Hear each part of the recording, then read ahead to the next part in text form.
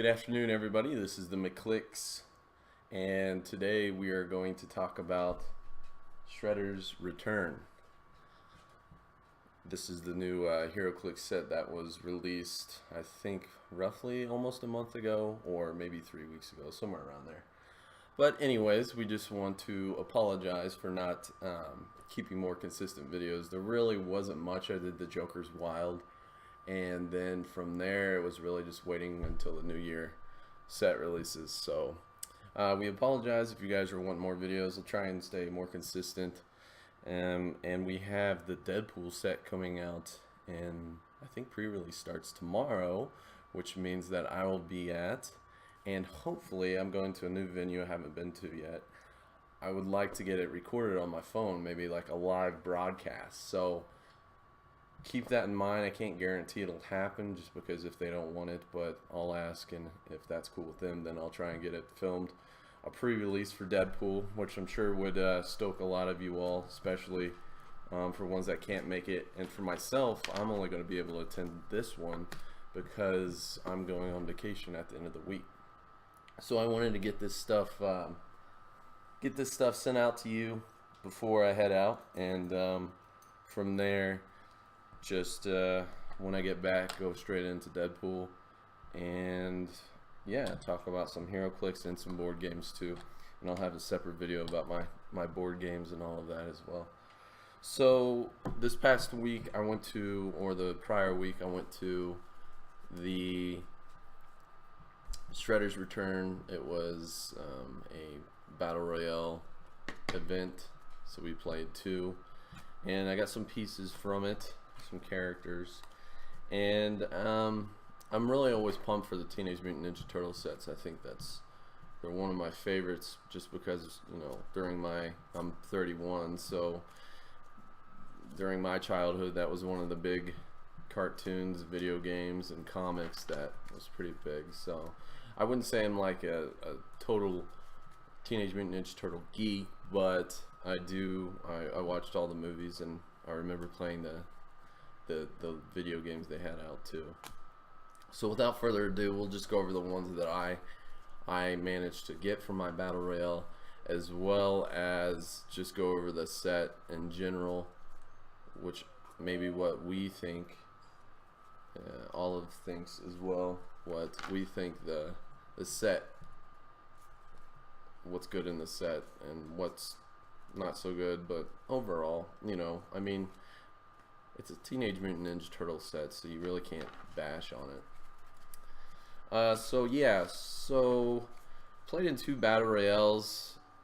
I think I came in like maybe last on the first one, but then I came in first on the second one, which is cool. I pulled a chase, so we'll get to that. Or I won the chase, I didn't pull it. So let's see, I got all of the common Ninja Turtles, and these guys are really cool. You know, with I think the common Ninja Turtles from the first set released was some of the best that I can remember, but these Ninja Turtles are really cool. Sorry, Olive wants to be on mainstream, so we'll let her get in here and review too. So yeah, so the 4 I got Michelangelo, and all of these have, all 4 of the turtles have Ninja Power Bro, which are really cool. So they really stack well together. So if you're wanting to play, you know, maybe if you have a theme coming up, or your venue wants to play like 200 points or something along those lines, 4 of these turtles total up to 200 points. So they're Ninja Power Bros combined. They're unique modifiers, but they work really well when all 4 are played. And I'm not going to go into too much because I know all of the other videos already released these, and they've already touched on them and reviewed them, and you've already seen them all. But I just want to let you know that these unique modifiers, these Ninja Power Bros, work really well together. And if you have a chance to play them all 4 in like maybe like a fun casual event, Or possibly, I mean, if you're willing to test the dice and do something, maybe you could put these four on a meta team. Who knows? Just depends on how well you do. But you know, Michelangelo, he gets. Let's see here. So modify Michelangelo's defense value by +1 against range attacks, and he can use the carry ability to carry up to 3 characters with the Teenage Mutant Ninja Turtle keyword. So Mikey's carrying around all 3 of the other turtles. So Raphael's defense value by +1 against range attacks. So yeah, it looks like they all get +1 against range attacks. So you know, they're not too good. All the Teenage Mutant Ninja Turtles aren't really too good from range, because you really want to get in there and start the fight off. So he, yeah, so it looks like he can use the carry ability to carry up to 3 characters. Yeah, so all of these 4 combined are really cool. They can carry each other, which is pretty neat.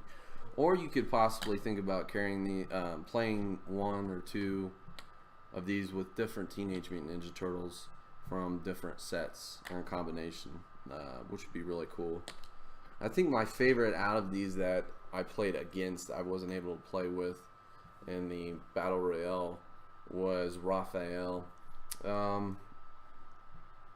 And I believe he is the only one out of the turtles with Indom. So, you know, you've got a 50-point figure with Indom who has charge blades and super senses. Decent stats, 9, 11, 17. So, yeah, I think Raphael would probably be my favorite out of the common turtles, possibly. And it looks like they all have 5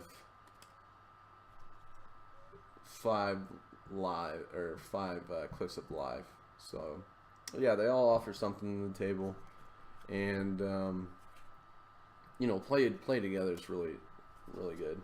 Obviously, you still have the issue with Leonardo having leadership and only being able to take tokens off characters who are less than him. So it kind of defeats a little bit, but maybe you can play a higher point Leonardo with leadership, which would work. Olive's going to go ahead, and she decided she just wanted to talk about the Ninja Turtle Commons. So her work here is done. So those are the 4 turtles. I would recommend, if you get them all, just play with them for fun, you know, and casual. I might do that in the next month or so when we get back from vacation against the other McClix, significant other. So those are the 4 turtles, pretty neat. Then we've got the Rocksteady. I managed to get the Rocksteady human form and then the Rocksteady mutant form, which are pretty neat, these 2 guys.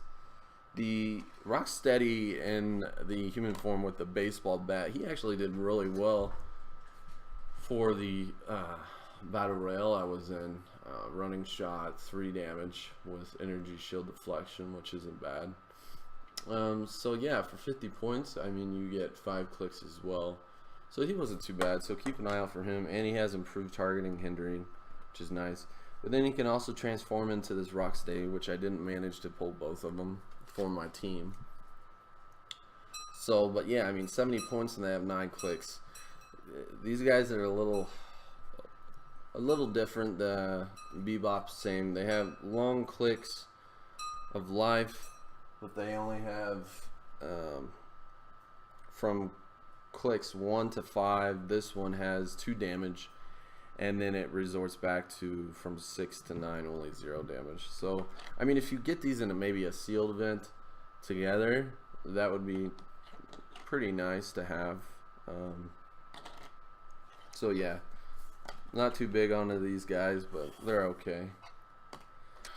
So yeah, he's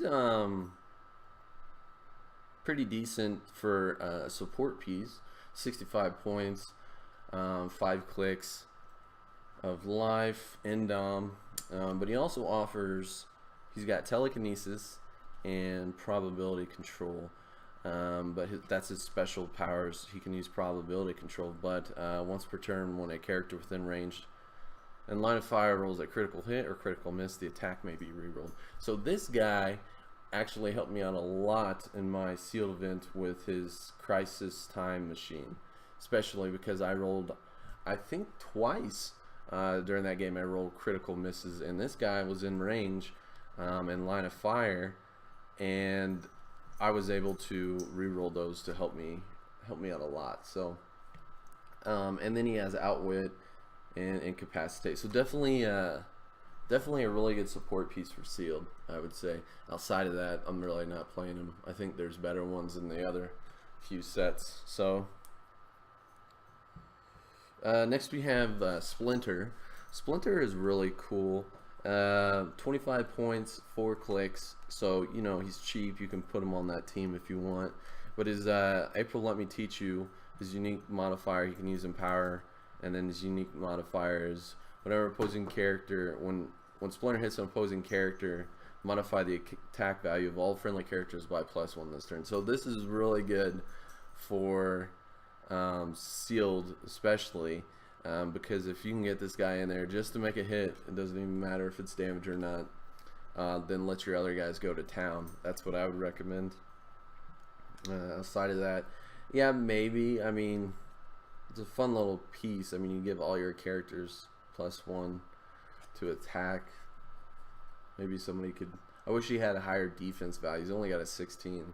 If he had like an 18 with combat reflexes, that would be worthwhile. But that's Splinter, so not too crazy about him, but fun to play.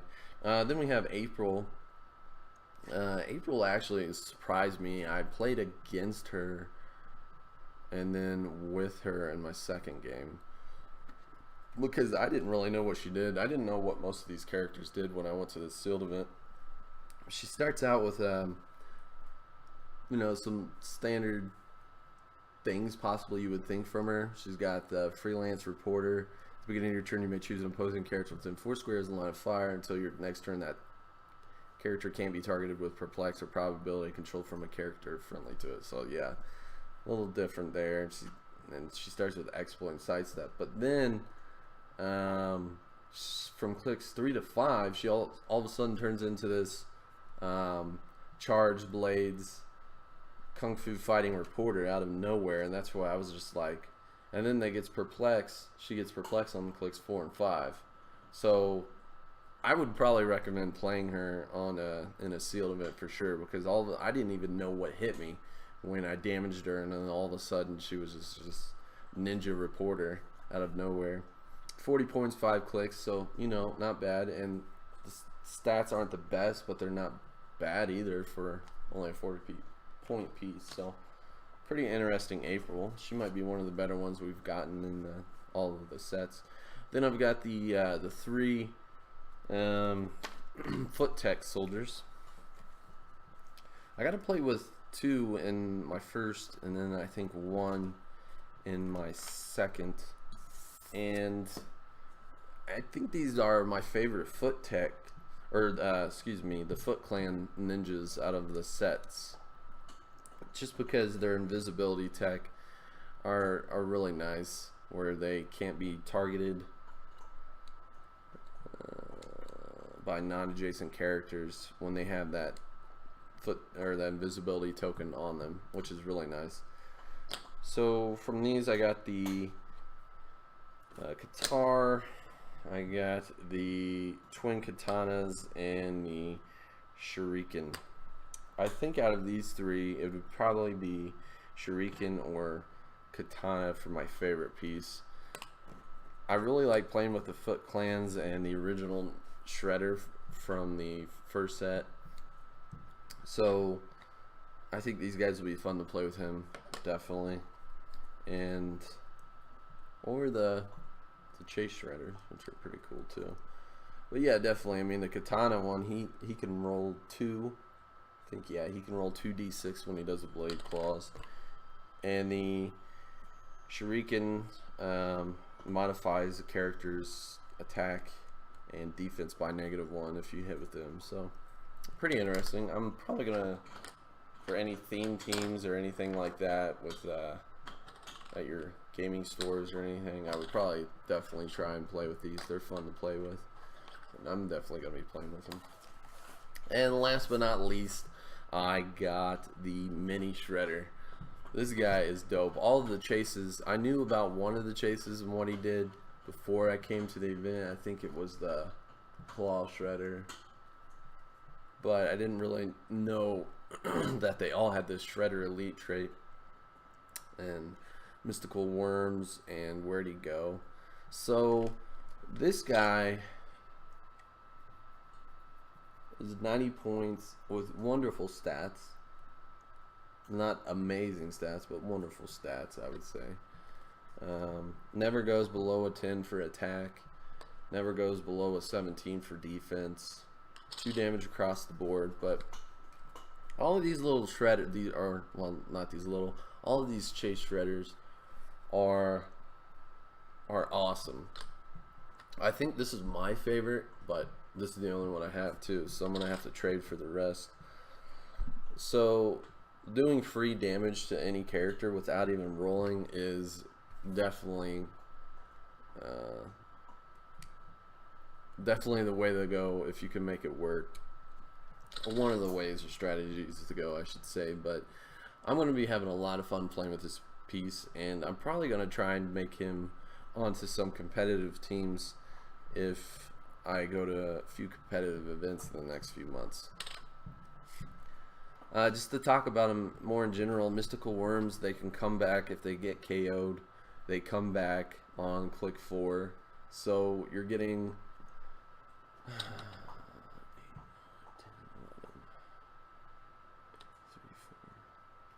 11 clicks on a 90-point piece just for that alone. Then you have the Shredder Elite, which for this one you can, I think they're all the same. They can use sidestep. When he moves after action is resolved, deal 1 penetrating damage to each adjacent opposing character that wasn't adjacent at the beginning of the move. So that's just amazing right there. You can think of a lot of different combos to do with it. A lot of us from on the forums have been talking, and I gathered a few from some people. But so for instance, if you've got like a transporter and you can carry this guy with maybe a few others, maybe the clone shredder, which is really good, and he's only rare, so definitely try and get him. He won't be expensive. You know, take those 2 up with the transporter and then start doing your sidestep shenanigans, sidestep up, and do some penetrating damage, then sidestep up, carry possibly the mini shredder, and then do some more penetrating damage with that other one, and then next turn, you know, you're ready to go for some other things. A lot of cool, interesting, and exciting ways to think about how to maneuver these. So, you know, if you've got, for instance, and this guy is a really good support piece for close combats as well. So, he's also got plasticity and stealth. But for instance, if you have you know, like a really good close combat piece that was carried up with a support piece, then let's say for example this was Clone Shredder, or we'll just say it's Raphael for now. Carry him up, and then the transporter next turn, you know, if you're maneuvered correctly, you could sidestep up to get some penetrating damage for free, which is just amazing. And then, you know, if your guy's next to possibly, for instance, this mini shredder, he charges up, carries mini shredder, and then he does his blades claws with empower or another piece that has super strength or something like that, which is great. Then you've got you know, some crazy damage going on there. You know, sidestep up, try and hit with mini shredder, then charge, carrying shredder, all kinds of cool little things you can do. And you can do this with the other chase shredders too. So Shredder Elite trait is amazing. I think you're going to be seeing a lot more of that on teams for sure. I am happy, ecstatic. I got the one piece that I wanted from the set, which was mini shredder, and I'm looking to I'll get the clone shredder He won't be hard to get. And let's talk about one other chase, which is the Shark Shredder.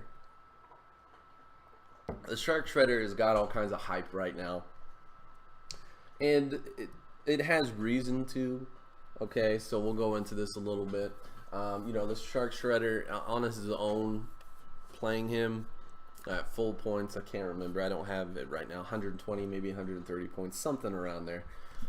I mean, for his stats and everything, what he does, you're probably not going to be seeing a lot of people playing him at that point level if they're doing it competitively. Now, maybe as like a casual event or something else, or a local tournament maybe or something, possibly. But his real specialty is when Clone Shredder uses him at the +10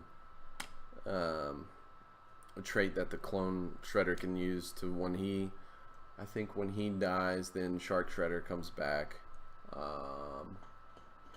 Yeah. So yeah, you wanna more than likely use the Clone Shredder, Shark Shredder.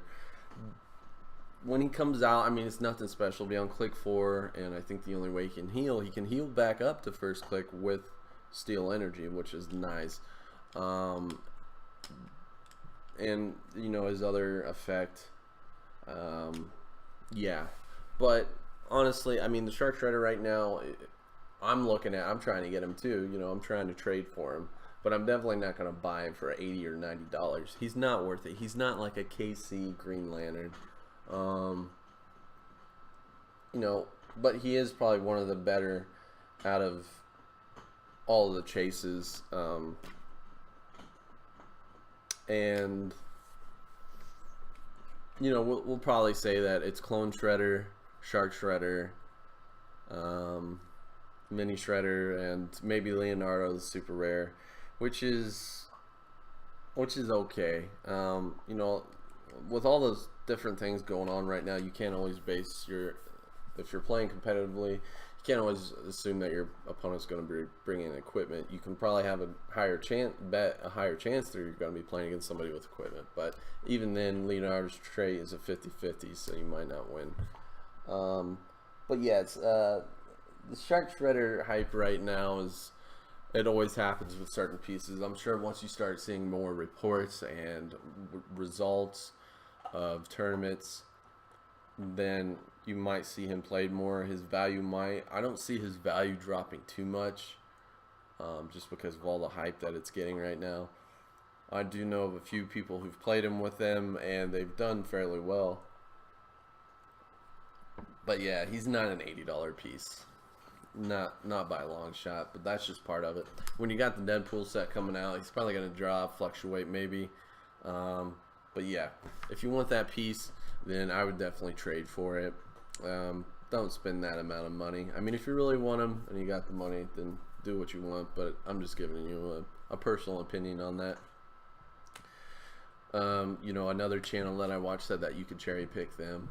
I'm not a big fan of cherry picking, but you know, if you really want them and a store lets you do that, then go for it. Definitely, there's no point in paying almost $100 for a Heroclix piece, let alone something that's definitely not worth that amount of money.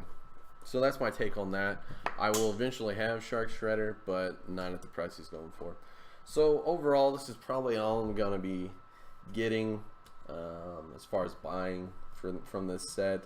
I would like to eventually, I probably will have the super rares, the space turtles, just because they're fun to play with. I actually pulled the Raphael in the sealed Battle Royale, the second game, and he did really well for me, especially starting their ninjutsu trait, which is really nice. So nothing too crazy from this set that I was really interested in besides the Mini Shredder. And the Clone Shredder alone, I guess we can talk about him for a moment. The Clone Shredder alone, without even the Shark Shredder Ocean trait, is still pretty good. You know, for all that he does, and you know, the -2 to attack against him is really decent. So playing him alone is worth it because he has the some of the traits just like the chases, so keep that in mind too. So this is my take on the Shredder Return set, and a lot of interesting pieces, nothing too crazy, but you know, with Teenage Mutant Ninja Turtle sets coming out, they have some fun pieces. You know, you have some crazy new chases that they're doing, and you know, some fun little pieces that we'll see meta, which is really good. I commend WizKids on that, and I can't wait to see the next Teenage Mutant Ninja Turtle set. Because you know, they have the whole licensing thing, and they probably want to push as much product as they can with that license before it expires or gets pulled. So more power to them, and the more power to make Teenage Mutant Ninja Turtle sets. So this was the take on the Shredder's Return set. I hope you enjoyed it. Just giving my little opinions on everything. We'll probably end up playing a Heroclix game probably sometime mid-March, maybe end of March. I'll try and be more consistent, maybe a Heroclix battle once a month, but for sure tomorrow, if I can, and I'll talk to the people, if I can set up my phone and maybe have like a live stream on YouTube of the Deadpool pre-release, I think that would be really fun for you guys. So thanks for watching, and until next time, have fun playing Heroclix or board games and what have you. And I'll make a quick video too on the upcoming board games that I'll be playing and that I acquired as well. You'll see that on my channel. So thanks a lot, and have a good day. Goodbye.